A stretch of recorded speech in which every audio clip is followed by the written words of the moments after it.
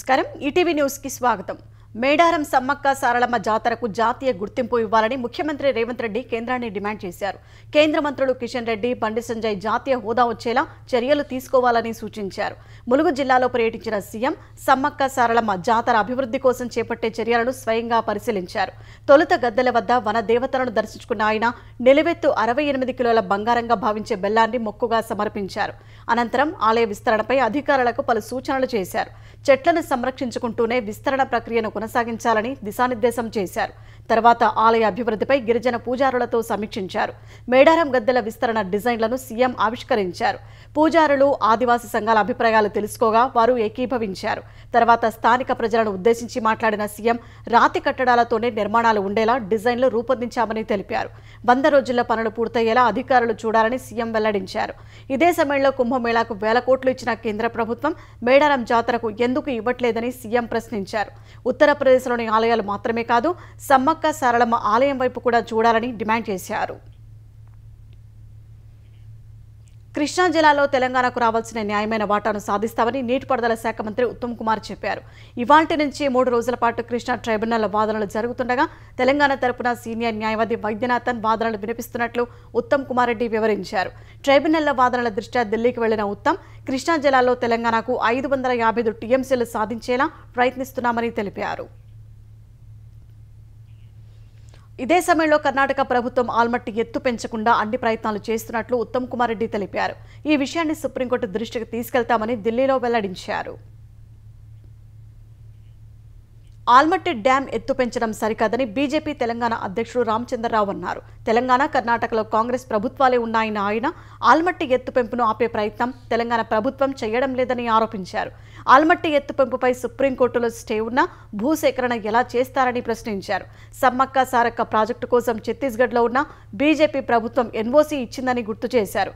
ఆల్మట్టి ఎత్తు పెంచకుండా కాంగ్రెస్, కర్ణాటక ప్రభుత్వంతో ఎందుకు మాట్లాడటం లేదని నిలదీశారు।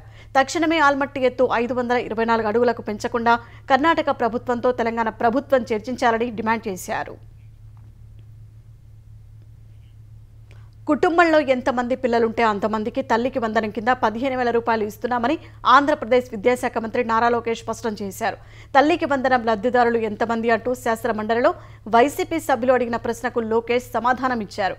వైసీపీ హయాంలో అమ్మఒడి పేరిట కొందరికే పథకాన్ని పరిమితం చేశారని విమర్శించారు। పారిశుద్ధ్య కార్మికులకు కూడా తల్లికి వందనం పథకం అమలు చేస్తున్నామని మంత్రి తెలిపారు। అంగన్వాడీ, ఆశా వర్కర్లకు ఈ పథకం వర్తింపచేయాలనే వినతి ప్రభుత్వ పరిశీలనలో ఉందని చర్చించి నిర్ణయం తీసుకుంటామని చెప్పారు।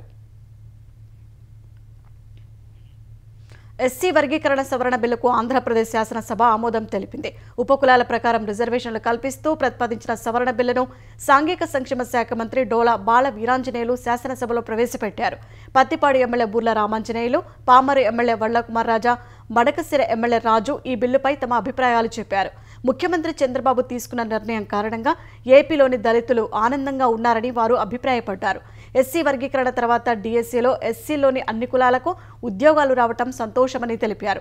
మాజీ సీఎం జగన్ ఎస్సీ వర్గీకరణ అసంభవమని చెప్పారని, చంద్రబాబు మాత్రం అమలు చేసి చూపారని మంత్రి వీరాంజనేయ స్వామి పేర్కొన్నారు। 4,000 కోట్ల రూపాయల ఫీజు రియంబర్స్మెంట్ బకాయిలు పెట్టిన వైసీపీ ఆ అంశంపై వాయిదా తీర్మానం ఇవ్వడం విడ్డూరంగా ఉందని ఆంధ్రప్రదేశ్ విద్యాశాఖ మంత్రి నారా లోకేష్ మండిపడ్డారు। శాసనమండలిలో ఫీజు రియంబర్స్మెంట్పై వాయిదా తీర్మానం తిరస్కరణ తర్వాత వైసీపీ సభ్యుల ఆందోళనపై స్పందించిన మంత్రి చర్చకు సిద్ధమని, సరైన విధానంలో రావాలని సూచించారు। వైసీపీ హయాంలో బొత్స విద్యాశాఖ మంత్రిగా ఉన్నప్పుడే 4,000 కోట్ల రూపాయల బకాయిలు పెట్టారని విమర్శించారు। వైసీపీ హయాంలో చాలా మందిపై పెట్టిన అక్రమ కేసుల పరిష్కారానికి ప్రభుత్వం చర్యలు తీసుకుంటోందని ఆంధ్రప్రదేశ్ హోంమంత్రి అనిత చెప్పారు। 2019-24 కాలంలో తప్పుడు క్రిమినల్ కేసులపై కొడిదెల నాగబాబు అడిగిన ప్రశ్నకు మంత్రి సమాధానమిచ్చారు। గత ప్రభుత్వం అనేక మందిపై అక్రమ కేసులు పెట్టిందని, రాజధాని అమరావతి రైతులను ఇబ్బంది పెట్టిందని హోంమంత్రి చెప్పారు। తనపైన ఎస్సీ ఎస్టీ అట్రాసిటీ కేసులు పెడితే కడప కోర్టుకు హాజరయ్యారని మంత్రి గుర్తు చేశారు। రికార్డులు, చట్ట ప్రకారం కేసుల పరిష్కారానికి ప్రభుత్వం చర్యలు తీసుకుంటామని స్పష్టం చేశారు। హోంమంత్రి అనిత సమాధానాన్ని నిరసిస్తూ వైసీపీ సభ్యులు మండలి నుంచి వాకౌట్ చేశారు। తీర ప్రాంతంలో కాలుష్య పరిశ్రమలను తొలగించాలని డిమాండ్ చేస్తూ ఉప్పాడలో మత్స్యకారులు చేపట్టిన ఆందోళనతో ఆ మార్గంలో ట్రాఫిక్ నిలిచిపోయింది. కాకినాడ జిల్లా కొత్తపల్లి మండలం ఉప్పాడలో పోలీసులు, రెవెన్యూ అధికారులు ఆందోళనకు అనుమతి నిరాకరించినా మత్స్యకారులు నిరసనకు దిగారు. తీర ప్రాంతాల్లో ఫార్మా కంపెనీల వల్ల సముద్రంలోకి రసాయన వ్యర్థాలు విడుదలై మత్స్య సంపద తగ్గిపోతుందని స్థానికులు ఆవేదన వ్యక్తం చేశారు. ఈ కారణంగా జీవనోపాధి కోల్పోతున్నామని వాపోయారు.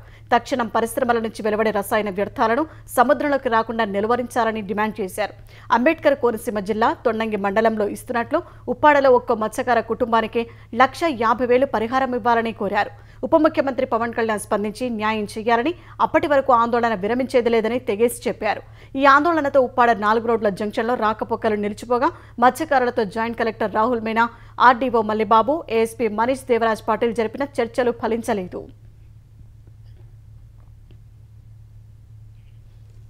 ఆంధ్రప్రదేశ్లో నాలా చట్టం రద్దుకు సంబంధించిన బిల్లుకు అసెంబ్లీ ఆమోదం తెలిపింది. ఉప ముఖ్యమంత్రి పవన్ కళ్యాణ్ తరపున పంచాయతీరాజ్ చట్ట సవరణ బిల్లును మంత్రి నాదెండ్ల మనోహర్ అసెంబ్లీలో ప్రవేశపెట్టారు. నాలా చట్టం రద్దుతో పాటు వ్యవసాయ భూములను ఇతర అవసరాలకు మార్చే ప్రక్రియను సులభతరం చేసేలా చట్టంలో మార్పులు చేశారు. పాలనా సౌలభ్యం కోసమే పంచాయతీరాజ్ చట్టంలో సవరణ చేయాలని కూటమి ప్రభుత్వం నిర్ణయించిందని మంత్రి మనోహర్ తెలిపారు. ఈ నిర్ణయం ద్వారా స్థానిక సంస్థలకు ఆదాయం వస్తుందని, గ్రామాలు, పట్టణాల్లో మౌలిక సదుపాయాలు కల్పిస్తామని వివరించారు. ప్రభుత్వ ఆసుపత్రుల మౌలిక సదుపాయాలు మెరుగుపరిచేలా కూటమి సర్కారు చర్యలు చేపట్టిందని ఆంధ్రప్రదేశ్ వైద్యారోగ్య శాఖ మంత్రి సత్యకుమార్ యాదవ్ చెప్పారు. గిరిజన ప్రాంతాల వైద్య సదుపాయాలపై అసెంబ్లీ ప్రశ్నోత్తరాల సమయంలో సభ్యులు అడిగిన ప్రశ్నకు మంత్రి సమాధానం చెప్పారు. మార్కాపురం వైద్య కళాశాల నిర్మాణం కోసం వైసీపీ హయాంలో 47 కోట్లు మాత్రమే ఖర్చు చేశారని తెలిపారు. కూటమి ప్రభుత్వం వైద్య కళాశాలలను పీపీపీ విధానంలో నిర్మిస్తుందన్నారు. గిద్దలూరు, కనిగిరి, కోవూరు నియోజకవర్గ ఆసుపత్రుల్లో వైద్య సిబ్బందిని నియమిస్తామని స్పష్టం చేశారు. కేంద్ర ప్రభుత్వం జీఎస్టీ పేరుతో ఇన్ని రోజులు పేద ప్రజల రక్తం తాగిందని తెలంగాణ రవాణా శాఖ మంత్రి పొన్నం ప్రభాకర్ ఆరోపించారు. పేదలను దోచుకోవడానికి జీఎస్టీని తెచ్చారన్న ఆయన ఆర్థిక సంక్షోభం నుంచి తప్పించుకోవడానికే మోదీ ప్రభుత్వం ప్రస్తుతం జీఎస్టీ తగ్గించిందని విమర్శించారు. కేంద్ర ప్రభుత్వ చర్యతో తెలంగాణకు 7,000 కోట్ల నష్టం వస్తోందన్న ఆయన దానిని పూడ్చే బాధ్యత కేంద్రానిదేనని స్పష్టం చేశారు. కేంద్ర మంత్రులు కిషన్ రెడ్డి, బండి సంజయ్ తెలంగాణకు వస్తున్న నష్టాన్ని ఎలా భర్తీ చేస్తారో చెప్పాలని డిమాండ్ చేశారు. కోల్కతా సహా పరిసర ప్రాంతాల్లో కుండపోత వర్షం కురిసింది. ఫలితంగా జనజీవనం స్తంభించిపోయింది. పలు చోట్ల రైల్వే ట్రాక్లపై నీరు నిలిచి మెట్రో సహా ఇతర రైళ్ల రాకపోకలకు అంతరాయం ఏర్పడింది. అనేక ప్రాంతాల్లో వీధులు జలమయమయ్యాయి. ఇళ్లలోకి నీరు చేరి ప్రజలు తీవ్ర ఇబ్బందులు పడుతున్నారు. రోడ్లు జలమయం కాగా ప్రజా రవాణా స్తంభించిపోయింది. నగరంలోని అనేక పాఠశాలలకు సెలవు ప్రకటించాయి. పలు చోట్ల విద్యుత్ సరఫరా నిలిచిపోగా యుద్ధ ప్రాతిపదికన పునరుద్ధరిస్తున్నారు. ప్రతికూల వాతావరణం కారణంగా విమానాలను ఇతర ప్రాంతాలకు మళ్లించే అవకాశం ఉందని ఇండిగో తెలిపింది. పలు ప్రాంతాల్లో విద్యుదాఘాతంతో 7 మృతి చెందారని అధికారులు తెలిపారు. కోల్కతాలోని గరియాకాం దహరి ప్రాంతంలో అత్యధికంగా 33.2 సెంటీమీటర్ల వర్షపాతం నమోదైంది. జోధ్పూర్ పార్కులో 28.5, కాళీఘాట్లో 28, బాలిగుంజ్లో 26 సెంటీమీటర్ల వర్షపాతం నమోదైందని కోల్కతా మున్సిపల్ కార్పొరేషన్ తెలిపింది. ఈశాన్య బంగాళాఖాతంలో ఏర్పడిన అల్పపీడనం కారణంగా అనేక జిల్లాల్లో భారీ వర్షాలు కురిసే అవకాశం ఉందని భారత వాతావరణ శాఖ హెచ్చరించింది. భారీ వర్షాలకు జలాశయాల నుంచి నీరు విడుదల చేయగా మహారాష్ట్రలో గోదావరి తీర ప్రాంత జిల్లాల్లో వరద తరహా పరిస్థితులు ఏర్పడ్డాయి. ఛత్రపతి సంభాజీనగర్, జల్నా, బీడ్ జిల్లాలో వరద పోటెత్తినట్లు అధికారులు తెలిపారు. ఛత్రపతి సంభాజీనగర్ జిల్లాలో జైక్వాడి డ్యాం, బీడ్ జిల్లాలోని మలేగావ్ డ్యాం పరిసర ప్రాంతాల్లో కుండపోత వర్షానికి జనజీవనం అస్తవ్యస్తమైంది. సోమవారం నుంచి ఆయా ప్రాంతాల్లో మేఘ విస్ఫోటనం జరిగినట్లు వర్షం పడిందని స్థానికులు చెప్పారు. జోరువానకు 2 డ్యాంలు పూర్తిగా నిండగా ఎగువ నుంచి వస్తున్న వరదతో నిరంతరం డ్యాంల నుంచి నీరు విడుదల చేస్తున్నారు.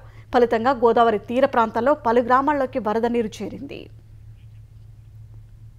అమెరికాలో టిక్టాక్ కార్యకలాపాలను చేజిక్కించుకునే ఒప్పందంపై అధ్యక్షుడు డొనాల్డ్ ట్రంప్ ఈ వారాంతంలో సంతకం చేస్తారని శ్వేతసౌధం తెలిపింది. ఒప్పందంలోని నిబంధనల ప్రకారం టిక్టాక్ను అమెరికా పెట్టుబడిదారులు కొనుగోలు చేస్తారని శ్వేతసౌధం ప్రెస్ సెక్రటరీ కరోలినా లివిట్టి తెలిపారు. సైబర్ నిపుణులతో కూడిన బోర్డు టిక్టాక్ కార్యకలాపాలు నిర్వహిస్తుందని చెప్పారు. ప్రముఖ సాఫ్ట్వేర్ కంపెనీ ఒరాకిల్ టిక్టాక్ మాధ్యమానికి సెక్యూరిటీ ప్రొవైడర్గా వ్యవహరిస్తుందని ఆమె వెల్లడించారు. అమెరికా వినియోగదారుల డేటా సంరక్షణ బాధ్యతను ఒరాకిల్ చేపడుతుందని వివరించారు. విదేశీయుల నిఘా ప్రమేయం లేకుండా వినియోగదారుల డేటాను అమెరికాలో ఉన్న ఒరాకిల్ సర్వర్లలో భద్రపరుస్తామని కరోలినా లివిట్టి తెలిపారు. టిక్టాక్ ఆల్గరిథంను పూర్తిగా మారుస్తామని చెప్పారు. చైనాకు చెందిన బైట్డాన్స్ సంస్థ అమెరికాలో టిక్టాక్ కార్యకలాపాలు నిర్వహిస్తుండగా జాతీయ భద్రతా కారణాలతో తమకు అప్పగించాలని అగ్రరాజ్యం కోరింది. లేకుంటే టిక్టాక్ను నిషేధిస్తామని హెచ్చరించింది.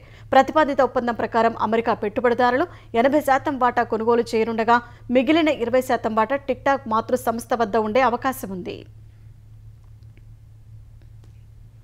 ప్రభుత్వ సొమ్ముతో దీపావళి కానుకల కొనుగోలు చేయవద్దని కేంద్ర ఆర్థిక శాఖ ఆదేశాలు జారీ చేసింది. ఈ మేరకు అన్ని మంత్రిత్వ శాఖలు, విభాగాలకు, కేంద్ర ప్రభుత్వ రంగ సంస్థలకు నోటీసులు ఇచ్చింది. ఆర్థిక క్రమశిక్షణను పాటించేందుకు, అనవసర ఖర్చులు అరికట్టేందుకు ప్రభుత్వం చేసిన ప్రయత్నాల్లో ఇదో భాగమని తెలిపింది. ఈ ఆదేశాలు తక్షణమే అమల్లోకి వస్తాయని ఆర్థిక శాఖ వ్యయ విభాగం వెల్లడించింది. ఆర్థిక క్రమశిక్షణను ప్రోత్సహించడం, అనవసరమైన ఖర్చులను అరికట్టేందుకు ఆర్థిక శాఖకు చెందిన వ్యయ విభాగం ఎప్పటికప్పుడు సూచనలు జారీ చేస్తోంది. సాధారణంగా పండుగ సమయాల్లో పలు విభాగాల్లో కానుకలు పంచడం సంప్రదాయంగా వస్తోంది. తాజా ఆదేశాలతో ఆ సంప్రదాయానికి ముగింపు పలికినట్లు భావిస్తున్నారు. ఎన్నికల చోరీ జరిగినన్ని రోజులు దేశంలో అవినీతి, నిరుద్యోగం పెరుగుతూనే ఉంటాయని లోక్సభలో ప్రతిపక్ష నేత రాహుల్ గాంధీ ఆరోపించారు. ఉద్యోగాలు, ఓట్ల దొంగతనాన్ని యువత ఇకపై ఎంతమాత్రం సహించబోదని ఆయన పేర్కొన్నారు. ఈ మేరకు సామాజిక మాధ్యమం ఎక్స్లో రాహుల్ గాంధీ పోస్ట్ చేశారు. ప్రజల నమ్మకంతో ప్రభుత్వం ఏర్పడిన తరువాత యువతకు ఉద్యోగాలు కల్పించడం ఆ ప్రభుత్వం తొలి విధి అని రాహుల్ పేర్కొన్నారు. అయితే బీజేపీ నిజాయితీగా ఎన్నికల్లో గెలవలేదని ఆయన ఆరోపించారు. వ్యవస్థల్ని నియంత్రించి ఓట్లు చోరీ చేసి అధికారంలోకి కొనసాగుతోందని దుయ్యబట్టారు. అందుకే నిరుద్యోగ రేటు 45 ఏళ్ల గరిష్ట స్థాయికి చేరిందని రాహుల్ గాంధీ ధ్వజమెత్తారు. యువత భవిష్యత్ అయోమయంగా మారిందని ఆందోళన వ్యక్తం చేశారు. అందుకే ప్రతి పరీక్షా పత్రం లీక్ అవుతోందని, ప్రతి నియామక ప్రక్రియ అవినీతితో ముడిపడుతోందని ఆరోపించారు.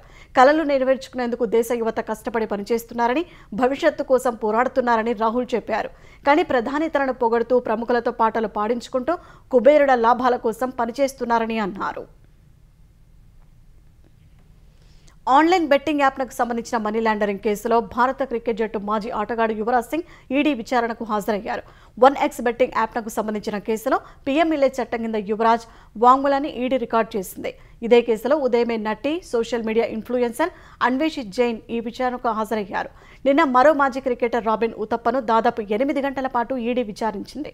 ఈ కేసులో ఇప్పటికే మాజీ క్రికెటర్లు సురేష్ రైనా, శిఖర్ ధావన్, టీఎంసీ ఎంపీ నటుడు మిమి చక్రవర్తిలను ఈడీ ప్రశ్నించింది. నటుడు సోను సూద్కు రేపు విచారణకు హాజరు కావాలని ఈడీ ఇప్పటికే సమన్లు జారీ చేసింది. 1x బెట్టింగ్ యాప్ పెట్టుబడిదారులను, ప్రజలను కోట్ల రూపాయల మేర మోసం చేసినట్లు ఆరోపణలు ఉన్నాయి. ఆ డబ్బును హవాలా మార్గంలో తరలించారనే ఆరోపణలపై ఈడీ విచారణ జరుపుతోంది.